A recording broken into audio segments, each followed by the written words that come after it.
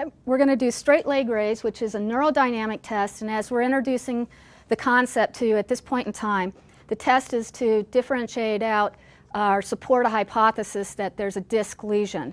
And that typically would be positive between 30 and 70 degrees when the nerve root at the lumbosacral plexus is being tethered at the foramina. Now, if they have a really severe, irritable, inflamed nerve root, just lying here they could have radicular symptoms, or just starting to tension it, they could increase their symptoms. But the theory is that it's positive if it's between 30 and 70 degrees.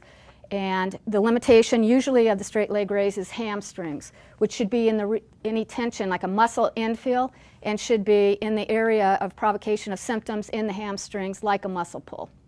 But if it's a nervy type complaint, like a shooting or burning, or the symptoms are below the knee, then that would indicate maybe a nerve root. And then we can tension or detension it to help support or negate that hypothesis. Everybody okay with that? All right, so patient position first. I want him close to the edge of the bed, but I want him in a standard position. No pillow, unless you absolutely need to. And then his arms just resting here. And then I need to establish, do you have any resting symptoms in your back or in your leg? And I want you to let me know if that changes. And John, I'm going to passively lift your leg. That means you let me do all the work. Don't help me at all.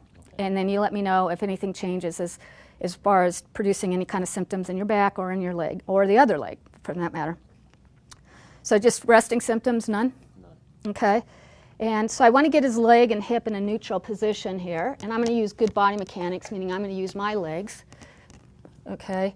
So my hand is in the suprapatellar region and then down here at the Achilles tendon. And so let me know, John, if anything changes. You do have a heavy leg. Sorry. So am I. Nothing there? Okay. And I feel some soft tissue restriction or limitation to that motion. Okay, and there was no provocation of any symptoms, so that's a negative test. Okay, different ways I could further tension that if I wanted to support the hypothesis. Say I produce symptoms here, symptoms go away here, then I would monitor any change in symptoms here, which is further tensioning it. Okay, again, no symptoms. That's further tensioning it. Okay, no symptoms. Can you bring your chin to your chest? That's further tensioning it.